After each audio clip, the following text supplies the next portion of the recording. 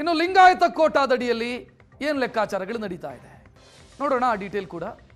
Lingayat ಕೋಟಾದಡಿಯಲ್ಲಿ ಸಚಿವರಾಗಿದ್ದಂಥ MB. Patil ಮತ್ತು ಈಶ್ವರ್ ಖಂಡ್ರೆ, ಲಕ್ಷ್ಮಣ್ ಸವದಿ ಬಿಜೆಪಿಯಿಂದ ಬಂದವರು, ಲಕ್ಷ್ಮೀ ಹೆಬ್ಬಾಳ್ಕರ್ ಕಳೆದ ಕ್ಯಾಬಿನೆಟ್ನಲ್ಲಿದ್ದಂಥ ಏಕೈಕ ಮಹಿಳಾ ಸಚಿವೆ, ಜಾತಿ ಅಂತ ಬಂದರೆ ಲಿಂಗಾಯತ. ಸೊ ಇವರು ಕ್ರಿಶ್ಚಿಯನ್ ಸಮುದಾಯದಿಂದ ಯಾರು, ಕೆ.ಜೆ. ಜಾರ್ಜ್ ರಾಜ್ಯಸಭೆಗೆ ಹೋಗ್ತಾರೆ ಅಂತೆಲ್ಲ ಸುದ್ದಿ ಓಡಾಡ್ತಾ ಇದೆ.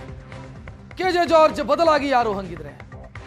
ಕ್ರಿಶ್ಚಿಯನ್ರಿಗೆ ಒಬ್ಬರಿಗೆ ಸಚಿವ ಸ್ಥಾನ ಕೊಡಲೇಬೇಕು, ಬಟ್ ಯಾರದು ಅನ್ನೋದು ಸದ್ಯಕ್ಕಿರುವಂಥ ಕುತೂಹಲ.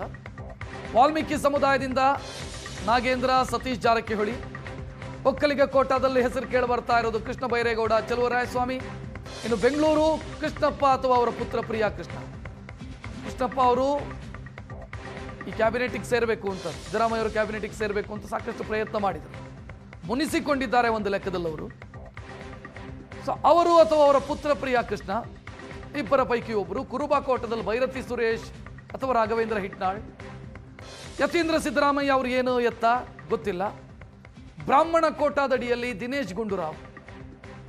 ಸೊ ಈ ರೀತಿ ಬ್ಯಾಲೆನ್ಸ್ ಮಾಡೋದಕ್ಕೆ ಕಾಂಗ್ರೆಸ್ ಯೋಚಿಸ್ತಾ ಇದೆ. ಮುಸ್ಲಿಂ ಕೋಟಾದಡಿಯಲ್ಲಿ ಯಾರು? ಜಮೀರ್ ಅಹ್ಮದ್, ಎನ್.ಎ. ಹ್ಯಾರಿಸ, ಯುಟಿ ಖಾದರ್ರ, ತನ್ವೀರ್ ಸೇಠ. ಮುಸಲ್ಮಾನರಿಗೆ ಎಷ್ಟು ಜನರಿಗೆ ಕ್ಯಾಬಿನೆಟ್ನಲ್ಲಿ ಅವಕಾಶ ಸಿಗುತ್ತೆ? ಕಳೆದ ಕ್ಯಾಬಿನೆಟ್ನಲ್ಲಿ ಇಬ್ಬರಿದ್ರು, ರಹೀಂ ಖಾನ್, ಜಮೀರ್ ಅಹ್ಮದ್ ಖಾನ್. ಈ ಬಾರಿ ಯುಟಿ ಖಾದರ್ ಸಚಿವರಾದರೆ ಉಳಿದವರು ಯಾರಾಗ್ತಾರೆ? ತನ್ವೀರ್ ಸೇಠ್ ಸೀನಿಯರ್ ಮೋಸ್ಟು, ಅವ್ರಿಗೆ ಸಿಗುತ್ತಾ? ಅಥವಾ ಜಮೀರ್ ಅಹ್ಮದ್ ಖಾನ್ ಅವರನ್ನು ಕಂಟಿನ್ಯೂ ಮಾಡಲಾಗತ್ತಾ? ಜನಪ್ರಿಯರವರು ಮುಸ್ಲಿಂ ಸಮುದಾಯದಲ್ಲಿ ಜನಪ್ರಿಯ ಜನಪ್ರಿಯತೆ ಮತ್ತು ಸೀನಿಯಾರಿಟಿ, ಇದರಲ್ಲಿ ಯಾವುದನ್ನು ಆಯ್ಕೆ ಮಾಡಿಕೊಳ್ಳುತ್ತೆ? ಕಲ್ಯಾಣ ಕರ್ನಾಟಕದ ಮುಸಲ್ಮಾನರು ಅಂತಂದ್ರೆ ಯಾರಿಗೆ ಅವಕಾಶ?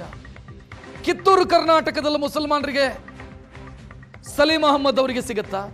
ಬೆಂಗಳೂರಿನ ಮುಸಲ್ಮಾನರು ಅಂತಂದ್ರೆ ಹ್ಯಾರಿಸ್ ಅವರಿಗೆ ಸಿಗುತ್ತಾ? ರಿಜ್ವಾನ್ ಅರ್ಷದ್ ಅವರಿಗೆ ಸಿಗುತ್ತಾ? ಕಲ್ಯಾಣ ಕರ್ನಾಟಕದಲ್ಲಿ ಕನಿಜಾ ಫಾತಿಮಾ ಓಡಾಡ್ತಾ ಇದ್ದಾರೆ ಮಂತ್ರಿ ಆಗಬೇಕು ಅಂತ. ಸೊ ಇದೆಲ್ಲವೂ ಲೆಕ್ಕಾಚಾರಗಳಿದ್ದಾವೆ. ಈಡಿಗರ ಕೋಟದಲ್ಲಿ ಹರಿಪ್ರಸಾದ ಮಧು ಬಂಗಾರಪ್ಪ, ಹರಿಪ್ರಸಾದ್ ಅವರಿಗೂ ಡಿ.ಕೆ. ಶಿವಕುಮಾರ್ ಅವರಿಗೂ ಅಷ್ಟಕ್ಕಷ್ಟೇ ಅನ್ನುವಂಥ ಸ್ಥಿತಿ ಇದೆ. ಸೊ ಈ ಪರಿಸ್ಥಿತಿಯಲ್ಲಿ ಯಾರನ್ನು ತೆಗೆದುಕೊಳ್ತಾರೆ ಕ್ಯಾಬಿನೆಟ್ಗೆ? ಹೆಚ್ಚಿನ ಡೀಟೇಲ್ ನೀಡೋದಕ್ಕೆ ನಮ್ಮ ಪ್ರತಿನಿಧಿ ಮಾರುತೇಶ್ ರೆಡಿ ಇದ್ದಾರೆ. ಮಾರುತೇಶ್, ಪ್ರತಿ ಬಾರಿ ಕ್ಯಾಬಿನೆಟ್ ರಚನೆ ಅಥವಾ ಕ್ಯಾಬಿನೆಟ್ ವಿಸ್ತರಣೆ ಅಂತ ಬಂದಾಗ ನಾವು ಮಾಧ್ಯಮದವರು ಬಳಸುವಂಥ ಒಂದು ಶಬ್ದ ಇದೆ, ಜೇನುಗೂಡಿಗೆ ಕಲ್ಲೆಸ್ದಂತೆ ಅಂತ. ಬಟ್ ಈ ನಂಬರ್ಸು, ಈ ಪ್ರಯತ್ನಗಳನ್ನು ನೋಡ್ತಾ ಇದ್ರೆ ಡಿ.ಕೆ. ಶಿವಕುಮಾರ್ ಅವರ ಪಾಲಿಗೆ ಅದು ನಿಜ ಅಂತ ಅನಿಸೋ ರೀತಿಯಲ್ಲಿ ಕಾಣ್ತಾ ಇದೆ. ಖಂಡಿತ ರಕ್ಷತ್, ಯಾಕೆಂದರೆ ಅಷ್ಟೊಂದು ತೀವ್ರವಾದ ಪೈಪೋಟಿ ಇದೆ. ಕಾರಣ 136 ಸಂಖ್ಯೆಯಲ್ಲಿ ಶಾಸಕರು ಆಯ್ಕೆಯಾಗಿರುವಂಥದ್ದೇ ಈ ಸಮಸ್ಯೆಗೆ ಮೂಲ. ಯಾಕಂದರೆ ಹೆಚ್ಚು ಸೀನಿಯರ್ಗಳೇ ಇದ್ದಾರೆ. ಈ 2 ಕ್ಯಾಬಿನೆಟ್ ಮಾಡಬಹುದಾದಂತಹ ಕ್ಯಾಬಿನೆಟ್ ಅಂದರೆ ಸಚಿವ ಸ್ಥಾನದ ಆಕಾಂಕ್ಷಿಗಳನ್ನ ನೀವು ಕನ್ಸಿಡರೇ ಮಾಡೋದೇ ಆದರೆ, ಅಂದರೆ ಅವರೆಲ್ಲರೂ ಕೂಡ ಅರ್ಹರಿರುವಂಥವರೇ ನೀವು ತೆಗೆದುಕೊಂಡ್ರೂ ಕೂಡ ಹತ್ತತ್ರ 2 ಕ್ಯಾಬಿನೆಟ್ ಮಾಡುವಷ್ಟು ಸಂಖ್ಯೆಯಲ್ಲಿ ಆಕಾಂಕ್ಷಿಗಳಿದ್ದಾರೆ ಮತ್ತು ಸೀನಿಯರ್ಸ್ಗಳಿದ್ದಾರೆ. ಬಹುತೇಕರು ಈಗ ಕ್ಯಾಬಿನೆಟ್ಟಿಂದ ಹೊರಗಿರೋ, ಅಂದರೆ ಕಳೆದ ಬಾರಿ ಅಂದರೆ ಸಿದ್ದರಾಮಯ್ಯನವರ ನೇತೃತ್ವದ ಕ್ಯಾಬಿನೆಟ್ನನ್ನು ತೆಗೆದುಕೊಂಡಾಗ 3 ಬಾರಿ 4 ಬಾರಿ 5 ಬಾರಿ ಗೆದ್ದಂಥವ್ರಿಗೂ ಕೂಡ ಸಚಿವ ಸ್ಥಾನ ಕೊಡೋದಕ್ಕೆ ಸಾಧ್ಯ ಆಗಿರಲಿಲ್ಲ. ಆ ಥರದ ಒಂದು ಪೈಪೋಟಿ ಏರ್ಪಟ್ಟಿತ್ತು ಸರ್ಕಾರ ರಚನೆಯ ಸಂದರ್ಭದಲ್ಲಿ. ಅವರಿಗೆಲ್ಲ ಈಗ ಪ್ರಾಮಿಸ್ ಮಾಡಿತ್ತು ಹೈಕಮಾಂಡ್, ಅಂದರೆ ನೆಕ್ಸ್ಟ್ ಟರ್ಮ್, ಈ ಮಧ್ಯಂತರ ಅವಧಿಗೆ ಇನ್ನೊಂದು ಅವಧಿಗೆ ನಿಮಗೆ ಮಾಡೇ ಮಾಡ್ತೀವಿ ಅಂತ. ಆ ಸಂದರ್ಭದಲ್ಲಿ ಅದನ್ನು ಬಹಿರಂಗವಾಗಿ ಕೃಷ್ಣ ಬೈರೇಗೌಡರು ಹೇಳಿದರು, ನಮಗೆ ಮಾಡುವಾಗ 2.5 ವರ್ಷ ಆದಮೇಲೆ ಸಚಿವ ಸಂಪುಟ ಪುನರ್ರಚನೆ ಮಾಡ್ತೀವಿ, ಆಗ ನಿಮಗೆ ತೆಗೆದು ಬೇರೆಯವ್ರಿಗೆ ಅವಕಾಶ ಮಾಡಿಕೊಡ್ತೀವಿ, ಅದಕ್ಕೆ ನೀವು ರೆಡಿ ಇರಬೇಕು ಅಂತ ಹೇಳಿದರು ಅಂತೇಳಿ ಕೃಷ್ಣ ಬೈರೇಗೌಡ ಕೂಡ ಬಹಿರಂಗವಾಗಿ ಹೇಳಿದರು. ಹಾಗಾಗಿ ಈಗ ಆಕಾಂಕ್ಷಿಗಳಾಗಿರ್ತಕ್ಕಂಥವ್ರಿಗೆ, ಅಂದರೆ ಈ ಟರ್ಮಲ್ಲಿ ಆಗಬೇಕು ಅಂತ ಬಯಸಿರ್ತಕ್ಕಂಥವರ ಸಂಖ್ಯೆಯು ಕೂಡ ಹತ್ತತ್ರ 36ರಿಂದ 38 ಮಂದಿ ಇದ್ದಾರೆ ಹೊಸದಾಗಿ ಸಚಿವರಾಗಬೇಕು ಅನ್ನುವಂಥವ್ರು. ಈಗ ಆಲ್ರೆಡಿ ಇರ್ತಕ್ಕಂಥ ಸಚಿವರನ್ನು ಕೂಡ ನೀವು ಕ್ಯಾಬಿನೆಟ್ನಲ್ಲಿ ಒಂದಷ್ಟು ಸಂಖ್ಯೆ ಆದರೂ ಮುಂದುವರಿಬೇಕು. ಆ ಕಾರಣಕ್ಕಾಗಿ ಹೈಕಮಾಂಡ್ಗೆ ದೊಡ್ಡ ಸವಾಲಿದೆ ಈ ಬಾರಿಯ ಸಚಿವ ಸಂಪುಟ ರಚನೆ ಅನ್ನುವಂಥದ್ದು. ಆ ಕಾರಣಕ್ಕಾಗಿ ಅದಕ್ಕೊಂದಷ್ಟು ಟೈಮ್ ಬೇಕು. ಒಂದೇ ದಿನ 2 ದಿನದಲ್ಲಿ ನಿರ್ಧಾರ ಮಾಡೋದಕ್ಕೆ ಸಾಧ್ಯ ಇಲ್ಲ. ಹಾಗಾಗಿ ಈಗ ನೂತನ ಮುಖ್ಯಮಂತ್ರಿಯಾಗಿ ಪ್ರಮಾಣ ವಚನ ಸ್ವೀಕರಿಸುವ ಜೊತೆಗೆ ಕಳೆದ ಬಾರಿ ಕ್ಯಾಬಿನೆಟ್ನಲ್ಲಿ ಇದ್ದಂತಹ ಸಚಿವರನ್ನು ಮಾತ್ರ ಆಯ್ಕೆ ಮಾಡ್ತಾರೆ. 1 ಅಥವಾ 2 ಹೊಸಬರಿಗೆ ಅವಕಾಶಗಳು ಸಿಗಬಹುದು ಹೊರತುಪಡಿಸಿದ್ರೆ ಪೂರ್ಣ ಪ್ರಮಾಣದ ಕ್ಯಾಬಿನೆಟ್ ಅಂತೂ ಅಸ್ತಿತ್ವಕ್ಕೆ ಬರೋದು ಕಷ್ಟ ಇದೆ. 18ರ ಬಳಿಕ ಮತ್ತೊಂದು ಎಕ್ಸಸೈಸ್ ನಡೆಯುತ್ತೆ, ಸಚಿವ ಸಂಪುಟ ವಿಸ್ತರಣೆ ಆಗುತ್ತೆ. ಆ ಸಂದರ್ಭದಲ್ಲಿ ಈ ಎಲ್ಲ ಲೆಕ್ಕಾಚಾರಗಳನ್ನು ಹಾಕೋದಕ್ಕೆ ಒಂದಷ್ಟು ಸಮಯ ಕೂಡ ಸಿಗುತ್ತೆ.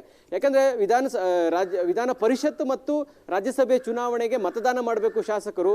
ಒಂದ್ ವೇಳೆ ಏನಾದ್ರು ಸಿಗದೇ ಇರ್ತಕ್ಕಂಥವ್ರು ಅಸಮಾಧಾನಗೊಂಡು ಪಕ್ಷದ ವಿರುದ್ಧ ಮತ ಚಲಾವಣೆ ಮಾಡಿದ್ರೆ ಅಥವಾ ವೋಟ್ ಲ್ಯಾಪ್ಸ್ ಆಗೋ ರೀತಿ ಏನಾದರೂ ವೋಟ್ ಹಾಕಿದ್ರೆ ಅದು ಅಭ್ಯರ್ಥಿಗಳ ಸೋಲಿಗೂ ಕೂಡ ಕಾರಣ ಆಗಬಹುದು ಆದಂತ ಆತಂಕಗಳು ಇದ್ದೇ ಇದೆ. ಹಾಗಾಗಿ ಹೈಕಮಾಂಡ್ ಆ ರಿಸ್ಕ್ ಅನ್ನ ತೆಗೆದುಕೊಳ್ಳೋದಕ್ಕೆ ರೆಡಿ ಇಲ್ಲ. ಸದ್ಯಕ್ಕೆ ಈಗಿರುವಂತ ಮಾಹಿತಿ ಪ್ರಕಾರ ಸಿಎಂ ಜೊತೆಗೆ ಕನಿಷ್ಠ 5ರಿಂದ 6 ಅನ್ನುವಂಥ ಲೆಕ್ಕಾಚಾರ ಇದೆ. ಹೈಕಮಾಂಡ್ ಎಷ್ಟು ನಂಬರ್ಸ್ಗೆ ಎಂಡ್ ಮಾಡ್ತಾರೋ ಗೊತ್ತಿಲ್ಲ. ಒಟ್ಟು ಅಂದ್ರೆ ಪೈಪೋಟಿ ತೆಗೆದುಕೊಂಡಾಗ ಅಲ್ಲಿ ಕೇವಲ ಸಚಿವರಾಗೋದಕ್ಕೆ ಮಾತ್ರ ಅಲ್ಲ, DCM ಆಗಬೇಕು ಅನ್ನುವಂಥ ಪಟ್ಟು ಕೂಡ ಇದೆ. DK ಶಿವಕುಮಾರ್ ಯಾರು DCM ಆಗಬಾರ್ದು ಅಂತೇಳಿ ಹೈಕಮಾಂಡ್ಗೆ ಒತ್ತಡವನ್ನು ಹಾಕ್ತಾ ಇದ್ದಾರೆ. ಆದರೆ MB ಪಾಟೀಲ್, ಈಶ್ವರ್ ಖಂಡ್ರೆ, ಸತೀಶ್ ಜಾರಕಿಹೊಳಿ, ಪರಮೇಶ್ವರ್, ಪ್ರಿಯಾಂಕ್ ಖರ್ಗೆ, ಜಮೀರ್ ಅಹ್ಮದ್ ಇಷ್ಟು ಜನರು ಕೂಡ DCMಗಾಗಿ ಪೈಪೋಟಿಯನ್ನು ನಡೆಸ್ತಾ ಇದ್ದಾರೆ. DCM ಅಂದ್ರೆ ಮಾಡಲೇಬೇಕು ಅಂತ. ಯಾಕಂದ್ರೆ ಸಿದ್ದರಾಮಯ್ಯನವರ ನಂತರ ರಚನೆ ಆಗ್ತಾ ಇರುವಂಥ ಕ್ಯಾಬಿನೆಟ್, ಸಿದ್ದರಾಮಯ್ಯನವರ ವೋಟ್ ಬ್ಯಾಂಕ್ ಗಟ್ಟಿಯಾಗಿ ಉಳಿಬೇಕು ಅಂದ್ರೆ, ಆ ಅಹಿಂದ ಗಟ್ಟಿಯಾಗಿ ಉಳಿಬೇಕು ಅಂದ್ರೆ ಅಹಿಂದ ಸಮುದಾಯದವರಿಗೆ ಹೆಚ್ಚು ಪ್ರಾತಿನಿಧ್ಯವನ್ನು ಕೊಡಬೇಕು ಮತ್ತು ಪ್ರಮುಖ ಹುದ್ದೆಗಳನ್ನು ಕೊಟ್ಟರೆ ಅವರು ಸಿದ್ದರಾಮಯ್ಯನವರ ವೋಟ್ ಬ್ಯಾಂಕ್ ಹಾಗೆ ಉಳಿಯೋ ರೀತಿ ಒಂದು ಫೈಟ್ ಮಾಡ್ಬೋದು. ಅದು 2028ಕ್ಕೂ ಕೂಡ ಲಾಭ ಆಗ್ಬೋದು. ಹಾಗಾಗಿ ಅಲ್ಪಸಂಖ್ಯಾತ ಸಮುದಾಯದವನ್ನು ತೆಗೆದುಕೊಂಡಾಗ ಸಚಿವ ಸ್ಥಾನಕ್ಕಾಗೂ ಪೈಪೋಟಿ ನಡೀತಾ ಇದೆ, DCM ಸ್ಥಾನಕ್ಕಾಗೂ ಪೈಪೋಟಿ ನಡೀತಾ ಇದೆ. ಸಚಿವ ಸ್ಥಾನ ಅಂತ ಬಂದಾಗ ಜಮೀರ್ ಅಹ್ಮದ್ ಆಲ್ರೆಡಿ ಇದ್ದಾರೆ, ರಹೀಂ ಖಾನ್ ಬಹುತೇಕ ಅವರು ಮುಂದುವರಿಯೋದು ಅನುಮಾನ ಅಂತ ಕಾಣ್ತಾ ಇದೆ. ಅವರನ್ನ ಬಿಟ್ಟರೆ ನಿಮಗೆ ಪೈಪೋಟಿಯನ್ನು ತೆಗೆದುಕೊಂಡ್ರೆ ತನ್ವೀರ್ ಸೇಠ್ ಇದ್ದಾರೆ, ಹ್ಯಾರಿಸ್ ಇದ್ದಾರೆ, ರಾಹುಲ್ ಗಾಂಧಿಗೆ ಹತ್ತಿರ ಇರುವಂಥ ರಿಜ್ವಾನ್ ಅರ್ಷದ್ ಇದ್ದಾರೆ, ಸಲೀಂ ಅಹಮದ್ ಕಳೆದ ಬಾರಿ ಕೂಡ ಆಕಾಂಕ್ಷಿ ಇದ್ರು, ಅವ್ರಿಗೆ ಅವಕಾಶ ಸಿಕ್ಕಿಲ್ಲ. ಸ್ಥಳೀಯ ಸಂಸ್ಥೆಗಳಿಂದ ಆಯ್ಕೆಯಾಗಿ ಬಂದಿರತಕ್ಕಂಥವ್ರು ಅವರು ಕೂಡ ಬಹಳ ಸೀನಿಯರ್ ಮೋಸ್ಟ್ ಕಾಂಗ್ರೆಸ್ಮನ್, NSU ಇಂದ ಕಾಂಗ್ರೆಸ್ನಲ್ಲಿ ಇದ್ದಾರೆ, ರಾಷ್ಟ್ರೀಯ NSU ಅಧ್ಯಕ್ಷರಾಗಿದ್ದಂಥವ್ರು. ಹಾಗಾಗಿ ಅವರು ಕೂಡ ಸೀನಿಯರ್ ಇದ್ದಾರೆ, ಅವರು ಕ್ಲೈಮ್ ಮಾಡ್ತಾ ಇದ್ದಾರೆ. ದಾವಣಗೆರೆಯಲ್ಲಿ ಫೈಟ್ ಮಾಡಿ ನಾವು ಗೆಲ್ಸ್ಕೊಂಡು ಬಂದಿದ್ದೀವಿ ಅನ್ನುವಂಥದ್ದನ್ನ ಕ್ಲೈಮ್ ಮಾಡ್ತಾ ಇದ್ದಾರೆ. ಯಾರಿಗೆ ಕೊಡ್ತಾರೆ ಅನ್ನೋದು ಗೊತ್ತಿಲ್ಲ. ಬೆಂಗಳೂರಿನಲ್ಲೇ ಜಮೀರ್ ಅಹ್ಮದ್ ಇದ್ದಾರೆ, ಹ್ಯಾರಿಸ್ ಇದ್ದಾರೆ, ಒಬ್ರಿಗೆ ಮಾತ್ರ ಇಲ್ಲಿ ಅವಕಾಶ ಕೊಡೋಕೆ ಇದೆ. ಬೆಂಗಳೂರಿನಲ್ಲಿ ಜಮೀರ್ ಮುಂದುವರಿದ್ರೆ ಹ್ಯಾರಿಸಿಗೆ ಸಿಗೋದು ಕಷ್ಟ, ಅಥವಾ ಹ್ಯಾರಿಸ್ ಅವ್ರನ್ನ ಆಯ್ಕೆ ಮಾಡಿದ್ರೆ ಜಮೀರ್ ಕಂಟಿನ್ಯೂ ಆಗೋದು ಕಷ್ಟ ಇದೆ. ಈ ಥರದ ಫೈಟು ಎಲ್ಲ ರೀತಿಯಲ್ಲೂ ಇದೆ. ಇನ್ನು ಮುಸ್ಲಿಂ SC ಸಮುದಾಯಕ್ಕೆ ಬಂದರೆ ಅಲ್ಲಿ DCM ಕ್ಲೈಮ್ ಮಾಡ್ತಿದ್ದಾರೆ. ಪ್ರಿಯಾಂಕ್ ಖರ್ಗೆ ಅವರ ಹೆಸರು ಬಹಳ ಮುಂಚೂಣಿಯಲ್ಲಿದೆ, DCM ಆಗ್ತಾರೆ ಅಂತ. ಒಂದು ವೇಳೆ ಅವರಿಗೆ ಅವಕಾಶ ಸಿಕ್ಕರೆ ಮಾದೇವಪ್ಪ, ಮುನಿಯಪ್ಪ, ಪರಮೇಶ್ವರ್ ಎಲ್ಲರೂ ಕೂಡ ಸೈಡ್ ಲೈನ್ ಆಗ್ತಾರೆ. ದಲಿತರ ನಾಯಕರಲ್ಲಿ ಸೀನಿಯರ್ ಇದ್ರೂ ಕೂಡ ಪ್ರಿಯಾಂಕ್ ಖರ್ಗೆ ಅವ್ರನ್ನ ಆಯ್ಕೆ ಮಾಡಿದ್ರು ಅನ್ನುವಂಥ ಒಂದು ಮೆಸೇಜ್ ಪಾಸ್ ಆಯಿತು ಅಂದರೆ ಅದರ ಅರ್ಥ ಪರಮೇಶ್ವರ್, ಮಹದೇವಪ್ಪ, ಮುನಿಯಪ್ಪ ಅವ್ರಿಗೆ ಒಂದು ರೀತಿ ಅವ್ರಿಗೆ ಇನ್ನು ಮುಂದಿನ ಚುನಾವಣಾ ಭವಿಷ್ಯ ಅಥವಾ ರಾಜಕೀಯ ಭವಿಷ್ಯ ಇಲ್ಲ ಅನ್ನೋದು, ಅಥವಾ ಅದನ್ನು ನಾವು ಆ ರೀತಿಯಾಗಿ ನಿಮ್ಮನ್ನು ನೋಡ್ತಾ ಇಲ್ಲ ಅನ್ನುವಂಥ ಒಂದು ಮೆಸೇಜ್ ಕನ್ವೆ ಮಾಡ್ದಂಗೆ. ಈ ಥರದ ಪರಿಸ್ಥಿತಿ ಎಲ್ಲ ಸಮುದಾಯಗಳಲ್ಲೂ ಕೂಡ ಇದೆ. ಸತೀಶ್ ಜಾರಕಿಹೊಳಿ KPCC ಅಧ್ಯಕ್ಷರಾಗೋದ್ರ ಜೊತೆಗೆ ಸಚಿವ ಸ್ಥಾನವನ್ನು ಕೇಳ್ತಿದ್ದಾರೆ.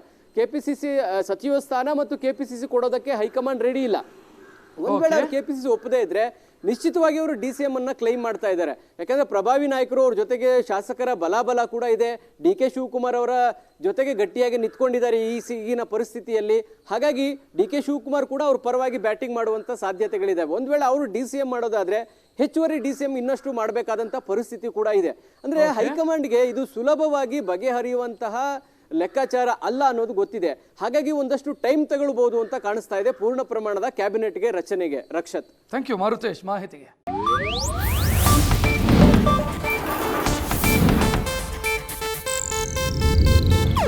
ಇದು ಏಷ್ಯಾನೆಟ್ ನ್ಯೂಸ್ ನೆಟ್ವರ್ಕ್ ಪ್ರಸ್ತುತಿ.